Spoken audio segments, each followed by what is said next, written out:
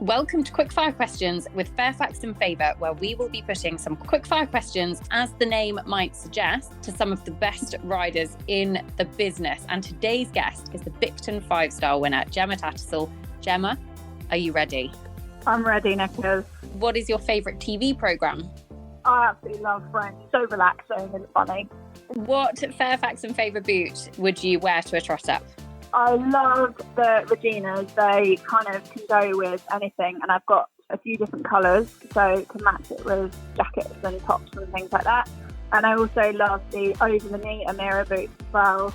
Who is your horse of a lifetime? Arctic Soul. What was your first ever blue box delivery? The Regina. Gemma Tattersall, thank you very much for doing our quickfire questions with Fairfax and Favour. Oh God, it's so exciting. Happy Hail Bob Day. It is a happy Hail Bob Day. Hello, the Curse of Dam. It's the best finishing score we've seen at 5-star level. That was our elo coming into the competition. Eventing Manager is back. Best show that we have, Alphabetti Spaghetti. Looking forward to seeing quality horses. Still a great day for Ireland. Thank you very much for coming on the show. I mean, you're a bit of an eventing geek just like us. And it's time to get on with the show. Welcome to the Echo Ratings Eventing podcast, and we are back, listeners, with another Future Stars show for you. It has been a little while since we've done one of these, but I'm unbelievably excited about the guest on today's show because her name has been mentioned a lot over the last few years on the podcast. She is absolutely one that you need to be watching out for the future. She is currently ranked inside the world's top 70. She had some incredible results at 4-star long last year. She is a young rider medalist, a junior medalist as well. It is, of course, none other than Heidi Coy. And Heidi, we are delighted to have you on the show. It is nice to... I was saying this before we started. We've never actually met. I feel like I know you because I talk about you so much. But it is good to have you on the show. Thank you. Thank you very much for inviting me on here. It's actually a pleasure to be on here. We're looking forward to picking your brains. And of course, my partner in crime for these Future Star shows is none other than Spike the vet, who loves to champion the talent of the future. Spike, let's just touch upon very quickly what this Future Stars show is all about, because it's something that, as I say, you're massively passionate about, but is also really, really important for the future of our sport. The sport is so unique in that the longevity of riders is so long, yet we have such hugely talented people that are always coming through and coming into the sport. And I think it's so important to champion that effort and that drive and that determination that comes with riders that are in their early 20s, in comparable Olympic sports. You can be done and gone by the age of 30, and in eventing, you're just kind of warming up. And I think that the challenge that's out there for riders to not only have the talent and the drive, but to be able to develop themselves in a profession and a business and all those other aspects.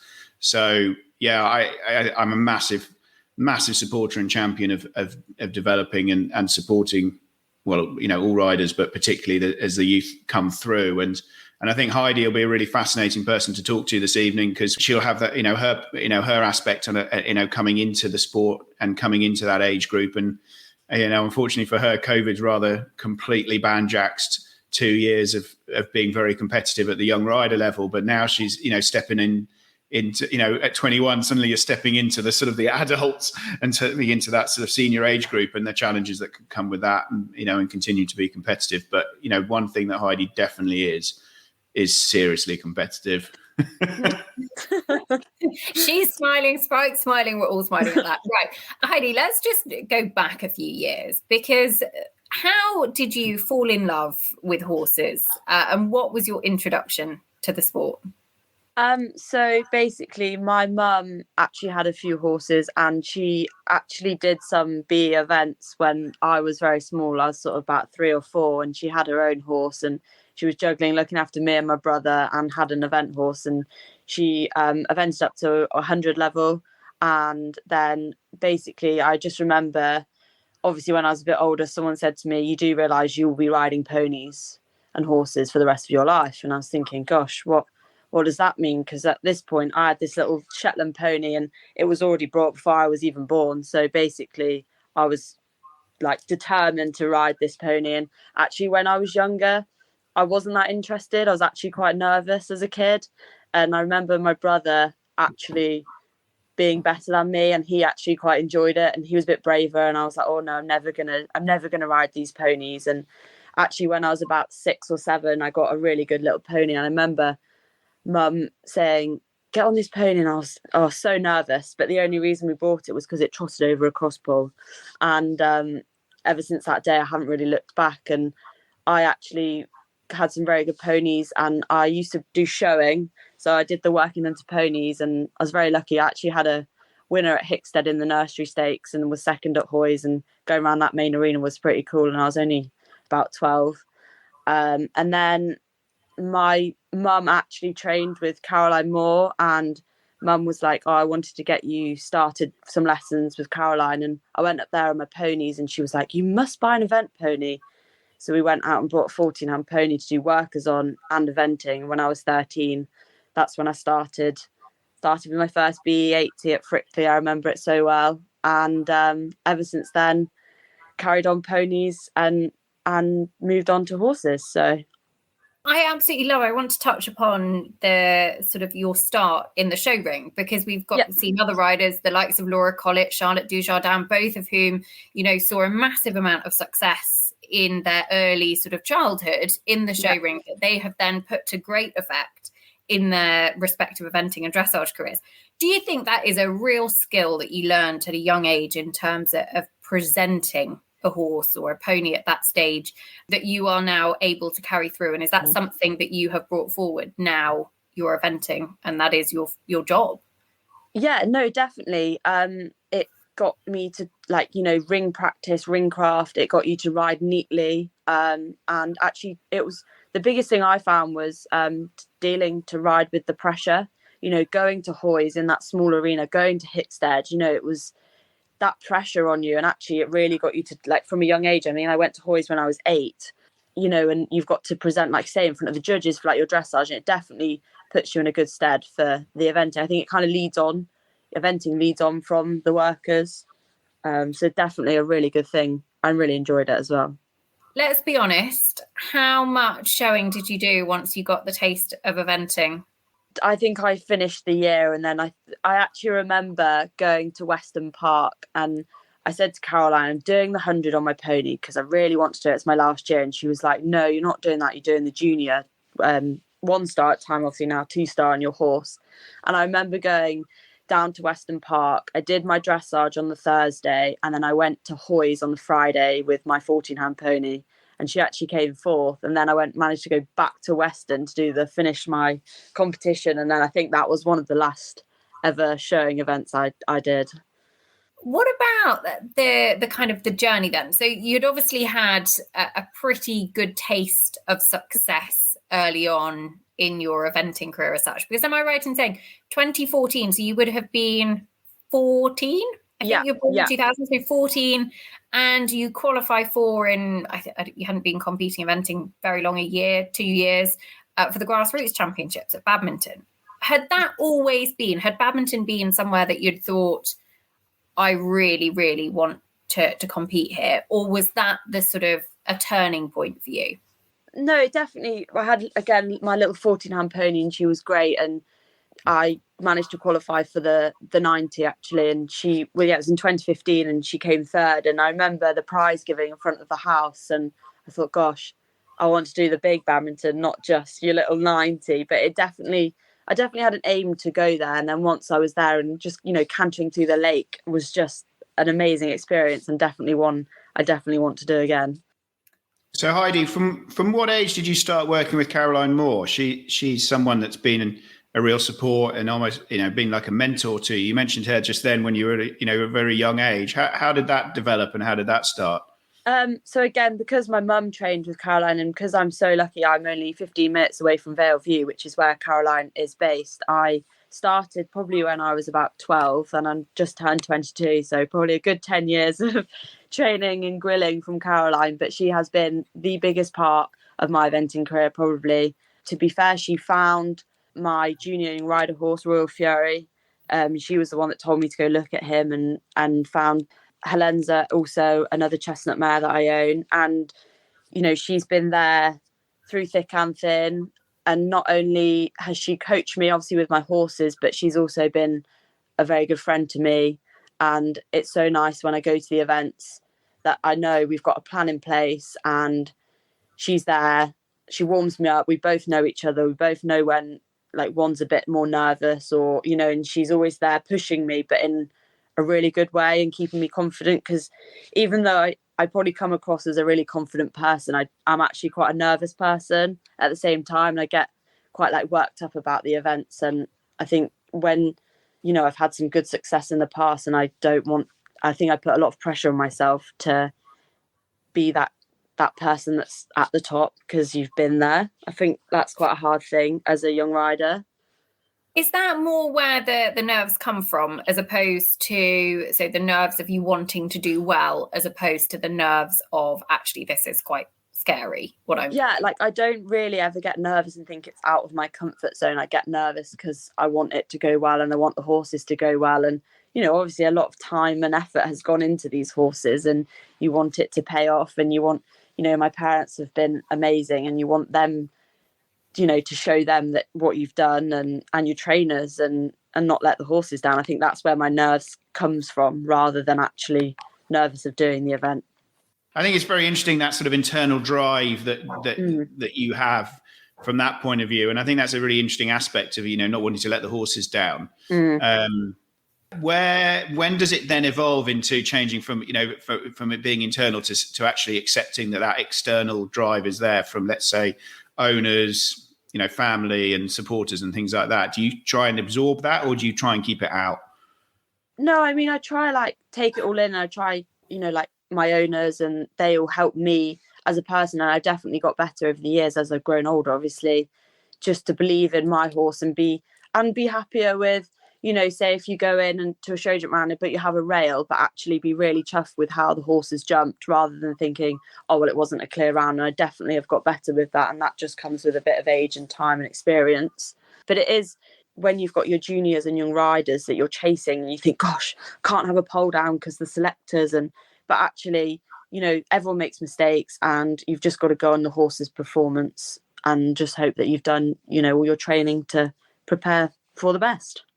What about that sort of junior young rider journey? Because as Spike said earlier on in the show, actually COVID has wiped out your last 2 years of young riders, which would have been highly, highly competitive.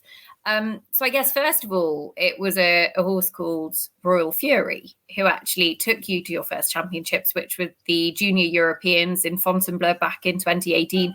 You got the individual silver, the team silver as well, a pretty dreamy start to a team career. Tell us a bit about him. So I brought him as a just 5-year-old, again, from Caroline had seen him with a lady called Annie Kirkham and she said, oh, you must go buy this young horse. And then at the time I would have been 15 or 16 and we were like, why would I want a young horse? You know, I'm so young. And I remember going to try him and I fell in love with his jump. But I remember saying to Mum, oh, well, actually, he'll make a hunter for me because we're beaver country around here and there's quite a few like good hedges and stuff. And I said to Mum, oh, he'll be a great hunter.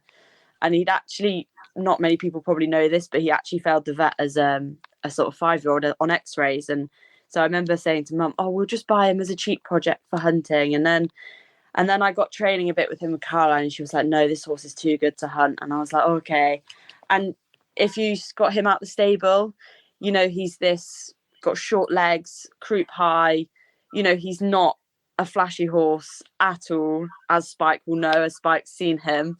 But he has a heart of gold and will say I put a lot of hours into training him. And it just goes to show, you know, he didn't cost me a lot of money and he's gone and won me 3 medals. And that was just hard work putting into him. Obviously, he has got a bit of natural talent there, but he's not actually built for it. And it just goes to show that actually, if you get that bond, and I think because I had him, I was the first person taking around his first 90 to the first intermediate to the Europeans, and getting that bond I think is way more special than a horse maybe that's probably been produced by someone else because you don't know them as well. Many a horse has been ruled out by some nasty vet as a 5-year-old. Damn those vets. Terrible vets. I don't know why he bothered. But I mean, you can't judge heart. You can't judge No. Will, you can't judge their brain, and from a vetting point of view. And and what I do know about Rory is that he's just got a brilliant brain and an absolute will to succeed. And like the partnership that you have with him, he's been great to work with on the championship teams. And I mean, when we were out in Fontainebleau and you came back with your individual silver, there were some real fancy, flashy German and French horses around there, and they'd still have a pole, and Rory jumped brilliantly, even though you couldn't hold one side of him at one point. And I think that just shows, it shows that, determination and will. And, we've interviewed in the past a couple of the German riders that are out there competing against you, and they're on these other horses that might overtly look as flashy and fancy and everything like that. But you just, a good heart and a brilliant brain, you just can't knock that at all. Definitely. He took the individual bronze in Marsberg and at the Young Rider Europeans that you did go to in 2019. So at what point did you actually say, do you know what, eventing is something I want to make a career out of? Did you know by this point, or do you... Sort of. I remember so in 2018 I was doing my A-levels, and I remember I was going down to Nunny, which was the final trial for the juniors, and that was on the Sunday, and I got a phone call that evening saying you're going to the Junior Europeans. And I remember having my chemistry A-level on the Monday, and I think I just thought, do you know what, I'm not like, I had to do some revision, but I was just like, actually at this point I was like, I really want to do the eventing, because I wasn't sure when I did my A-levels whether to do them or not. I thought, well, at least if I've got them to fall back on. But I think at that point, and I was like, yeah, I want to do this eventing. When I'd sort of made, the big GB team, it was quite a big thing to do.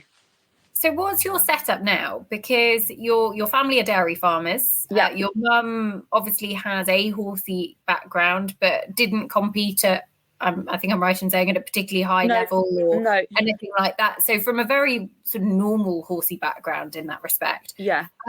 What's your setup now at home in terms of the yard and how many horses you've got in? So actually my mum's parents weren't horsey at all, and mum was mad keen, and she used to ride some of Barbara Rich's ponies, who was a big hunting lady around here. And then that's how mum got into it. And then Mum had a couple of stables. I think she had 3 stables on the farm, with the dairy farm.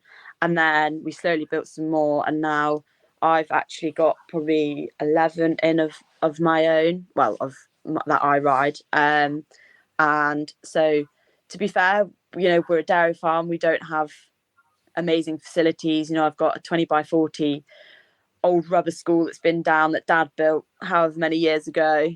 And haven't got a horse walker or anything like that, but you kind of make it work with what you've got. And, I think a lot of people would come to my yard and think, gosh, how has she actually done it from the facilities that I have had? But I think you've just got to look beyond that and work extra hard. And to be fair, I'm very lucky. Obviously, again, Caroline's at Valeview, which is an amazing setup. So, I'm lucky I can go up there and train. But, it's not been easy. It's been a struggle, when you see people that have got amazing arenas and big flashy stables, and you think, gosh, I haven't got that. But actually the will to want to do it, I think, has made me, and the success I've got probably has felt special to me, because I was like, that's what I've come from a horse, like say that Royal Fury that was a wonky donkey, as we all call him, to going on to winning his medals. So I guess anyone can do it. If you want to do it, it will happen, if that sort of makes sense. Amazing. And that determination really leads to that, attracting owners, and you've got the support of a really, a great guy, David Ottewell, I'm saying his surname quickly. Yeah. And he's been, he's a great supporter of yours, and he owns 2 of the horses that you were, campaigning successfully at 4-star last year. But I think the one that all the listeners will be wanting to know about is Russell Z, Rosie. Where did you find her? Was that Caroline's input again, or was that, did you find her for David, or how did that work? Bringing him and her into the team. Yeah. So David probably came to me. Rosie was 5, and I must have been 16, so it must have been sort of 2017-ish, 16, 17. Anyway, he bought her for a girl called Danny, and then Danny went off to a different career, and then Caroline remember saying to him, what are you going to do with these horses? And he was like, Caroline said, well, I know a junior young rider that would ride them. And I remembered riding them at Vale, and I've always been in love with little Rosie. I mean, she's always been a little trier, and she's only little, but she's got an absolute heart of gold. And so he's been a long-standing owner to me, and I'm very grateful for the opportunity that he's given to me, especially with these two amazing horses. And little Rosie has still got a lot more to come, I believe. And so, yeah, I think I was 16 or 17, so I was quite young, really. How difficult is it to attract owners? Obviously, you've had some good success at junior young rider level, but you need the support of people to send you horses and to give you opportunities. How difficult have you found that? And is there anything that you've done that you say, actually, that really worked for me? No, I think it's one of the hardest things, probably attracting owners. And the way I've sort of gone about, making a career of it is I've brought a lot of young horses and sold them myself. And then obviously I've got Dave, who owns the two, and he's got another one. And then very lucky I have another couple of owners, Maybrit Wed, who owns a third of a really nice 5-year-old. And then Oxone Eventing also own a really nice rising 8-year-old. And I think it's not an easy thing to attract an owner, especially when you've got, your likes of your Piggies and that who have been there, they've got the T-shirt, haven't they? And it is a hard sport. And I think I think they enjoy giving an opportunity to someone younger, up and coming. And I guess they like where I'm a smaller team, maybe that's probably a bit of an attraction to some owners. Because it's, I've got sort of 8-9 horses to event this year. So I guess it's still a big number, but it's probably a smaller team than some people. But it's definitely one of the hardest things, is because no matter how good you are as a rider, if you haven't got the horsepower, then you're not really going to get very far. It's being part of that journey, though, isn't it? It's seeing, for owners to be able to support the younger riders is seeing not only the horse but the rider, grow and develop as they progress. And for them, it should be seeing that they're planning for the long term, because in 10 years' time, when we're not, when it's no longer Piggy March, but it's Heidi Coy that's got 20 horses and, winning this, that and everything, then they were there at the beginning. So that's definitely, that's the dream, isn't it? And I guess with Rosie as well, she was only 5 when I got her, and now she's obviously turning 10 this year. And, taking her around her first 4-star was quite special. And, and then to come second at Bicton in the under 25s was just a dream come true. And I think it's nice to go at that level, and then hoping for big things this year. Who knows? Just quickly, while we're on Rosie, because I feel like I need this clearing up, and our listeners probably do as well. I call her Russell Z. Don't particularly know why. Is it Russell Z? Is it Russell Z? Is it Russell Z? What's the deal? Heidi, sort me out here. I don't really know, to be honest. So I call her Russell Z, but I guess it just depends what anyone. I don't think it really matters. I think her name is because her stallion is Russell, the show jumper. So then I think they just thought, and she was actually called Sally when Dave first got her, but we had to change that. We couldn't call her Sally, so she's now Rosie. Sally's a strong name for a horse. Sally's a good name. Sally. Strong name game there. But she was from, he actually bought her from DHI Event Horses, which have had lots of nice ones. They've had some lovely ones. Okay, I'll correct myself for this coming season. You just touched upon some of her impressive results last year. She was the runner-up at Bicton in the big under 25 class. And actually that was, I think, for me, one of the turning points of your season as such. The performance you put in the cross country at Bicton on 3 horses that were inexperienced at the level. I mean, for a young rider to have 3 horses at 4-star long level is a huge, huge achievement. I mean, it was seriously being thrown in at the deep end. And the improvement, and I'm sure people watching that watch Bicton or who will have gone back and watched it on Horse and Country will have seen it as well. You grew in confidence. Yeah. Too. Like it was a real turning point in my mind for, I guess, what was to come later on in the year. Did it feel that way for you? Yeah, I do. I remember on the Saturday morning, because it was the seniors were all in the morning, and as I'm sure you've seen, it was a bit of a car crash. There were people falling off It left, was right, hard and work. centre, Yeah. and big names. And I was thinking, gosh, how have they had a 20? Like, oh God, I'm never going to make it. And I thought, no, trust your horses. And I was first out on my chestnut mare that I've had from a 4-year-old. And to be fair, she's a very good cross country horse, and she absolutely flew around. Was gutted to have. She just had a bit of a moment at the step. I mean, out of all the fences, and I think, but I was so pleased with how she coped. But equally, I was worried as well. They've never done a long 4, which it was, what was it, 11 minutes cross country with hills. I thought, gosh, I hope they're fit enough. I hope I'm fit enough. And then I was worried because there was 3 in the under 25s. It only gave me sort of half an hour between each of the cross countries. And I thought, gosh, have I done enough for this? But actually, I just thought, no, I know my horses. I know my plan. I know they'll dig deep for me.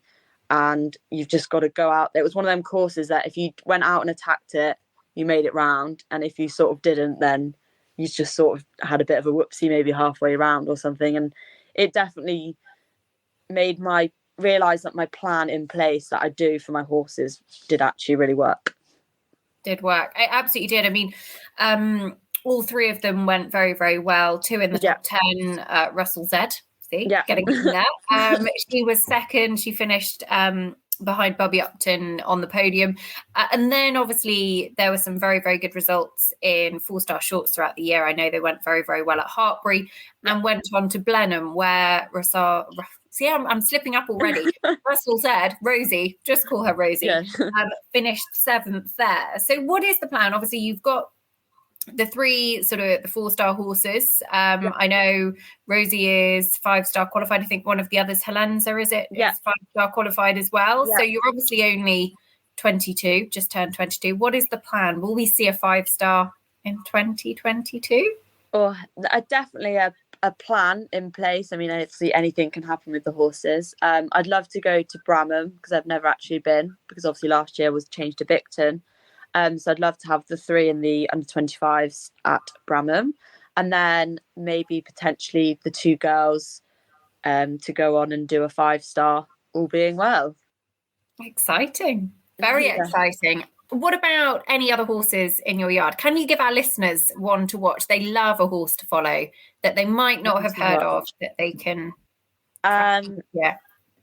Probably I've got a really nice rising 6-year-old that I bought last year from GHF. Very lucky again. Caroline and May Britt have bought into a share into him, so we all own a third each. And he won his 90 at Osby. He was one of the 4 of my rides that had a win there. And he is very beautiful. And I think he could be one to watch. He's called He's called Richie. He's called Linus TE. I'm not really sure where his name comes from. It's an interesting one, but he's definitely one to watch for the future. Exciting. What next? What is the goal for you? Is it the Olympics that drives you? Is it the 5 stars? Is it the business side of things? What is the ultimate goal for Heidi Coy? Definitely would love to be doing 5 stars. Your Burleys. Obviously, I went to school at Stamford, so I remember coming out of school and running over to Burley Park to watch them all, and that would definitely be a dream come true, to go around Burley with all my friends living in Stamford. But definitely your badminton, obviously, after your grassroots, and then watching the Olympics. I mean, it is pretty cool thing to be able to say that you want to be there, and it's just getting there, I guess. But it's definitely a goal that is on the list. Do you have like a 5-year plan or a 10-year plan, or is it working from year to year to year? I guess obviously there is sort of that longer term plan, but equally I kind of like to stick year by year, because a lot of things can happen, obviously owners, horses, and I try not to. I think if you plan too much, you kind of, if it doesn't happen, I feel like you get your hopes up and then it sort of doesn't happen, whereas I'd rather just plan each year by year moving up. So this year just love to move up to 5 star. The year after, obviously you get a better placing at 5 star. So I guess there is that, you are planning ahead, but it's just keeping it realistic as well at the same time. And and this is such a cliche question, so I'm literally, listeners, I'm cringing at myself just about to ask this. if you were looking back and you could say to yourself, you know, something that you wish you could have told yourself 10, 15 years ago about your 15 years ago? I know, actually, this was like 5. 5 years She's ago. younger than us, Nicole. I forgot the Future Stars part of this show. 5 years ago, what would you kind of say? I wish I'd known that. Oh gosh, now you put me on the spot. I don't know. I think just definitely if you want it to happen, it will happen. And don't be afraid to dream big. Definitely is a big thing. Don't be afraid to dream big. We need t-shirts with that on. Heidi's 5-star debut. Spike and I will be rocking the t-shirts. We'll be there. We'll be there in the finish at the finish box. Oh gosh, with our t-shirts on. Yeah, absolutely. And you'll be like, no, we don't know them two. Never seen them before in my life. Look, Heidi, thank you so much. It has been lovely to dig a little bit deeper into your career so far and what's got you to this point, because it's been a really, really cool career so far, and it is only just beginning. So we're looking forward to following your progress. But thank you very much for coming on the show. No, thank you very much for having me.